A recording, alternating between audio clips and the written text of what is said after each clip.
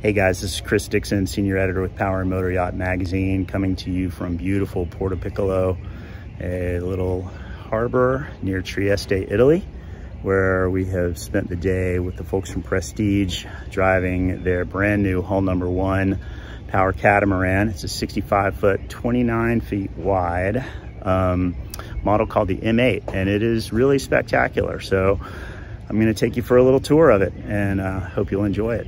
The boat's called the M8, interestingly, because according to Prestige, it delivers the living space of an 80-footer in a 65-foot package. And when you're on board and taking it in from either the dock or from the Flybridge or the main deck or below decks, the width and the scale of the boat is really impressive and also inviting. It's not an imposing boat at all. It feels open, airy, welcoming. You open the sliding glass doors off the main cabin and the side doors off the galley and the dining area, and you just feel like you have a massive outdoor living space. And it is massive. We're talking 3,000 square feet of living area on this boat. Even a huge rear swim platform that lowers down into the water. And it was really a neat feature. The clear waters of the Adriatic just lapped right over it when it was lowered down. The M8 itself was designed by a very well-known Italian yacht designer, Camillo Garrone, and the interior was done in what Prestige refers to as sort of a Miami aesthetic by Valentino Militerno de Romedi, and they designed it with a loose furniture arrangement, which allows pretty much endless configurations as you would like. And the furniture includes pieces by a legendary Italian design firm called Pininfarina. I was also impressed with things like a faux marble table in the dining area that apparently features quite a weight savings. And then there's a lower helm station. This one features joystick control and a camera setup that looks everywhere on the boat, so you can maneuver it from right and side unless you've got absolutely 0 feet of visibility. It's a really nicely done setup. The guest suites in this boat, particularly the VIP suite, were just really something to behold. The VIP suite on it, I think, could pretty much qualify as a master stateroom in a lot of other boats. They had excellent visibility, just a panoramic view of the world when the boat's running, and just super comfortable. Fairly quiet too, considering that they're very near the pair of 600 horsepower Volvo Pentas.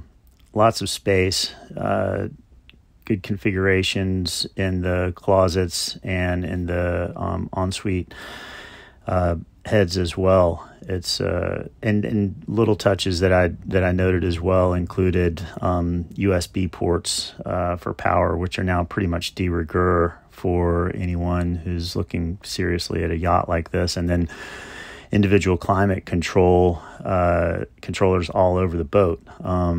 It's really easy to be very custom comfortable in this machine, to say the least. Now, the master suite on the M8 is a real tour de force.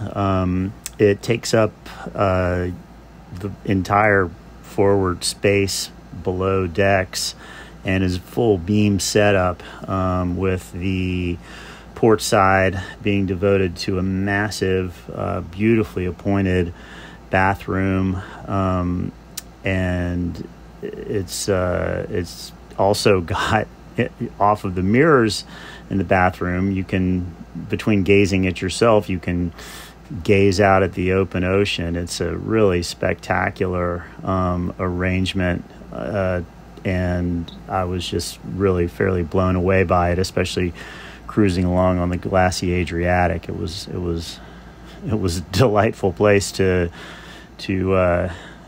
call a bathroom for sure.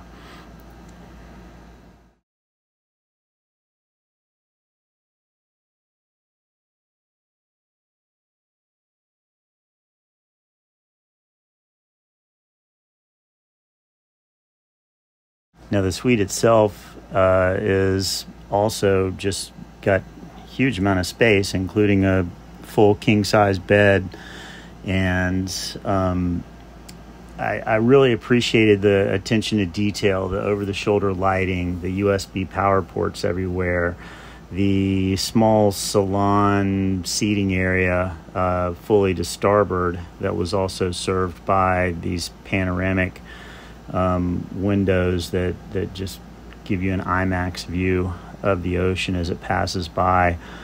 I think if I was to be spending a week aboard this boat or more, I would not have much trouble spending a great deal of time below decks. So, and that could be just cozied up, reading a book right there on that couch. So, again, just a really impressive space, very soothing area to be.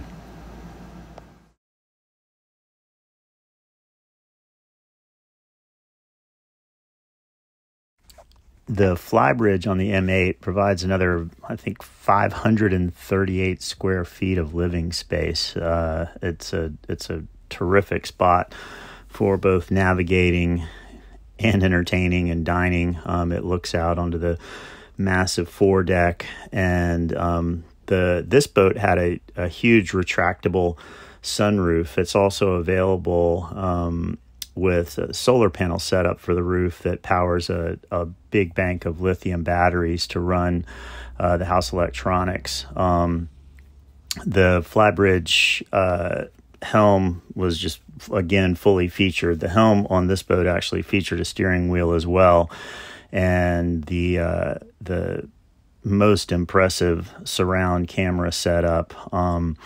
There's a full kitchenette and a grill, and again, it's just an excellent space for entertaining, and a very entertaining space from which to drive the boat.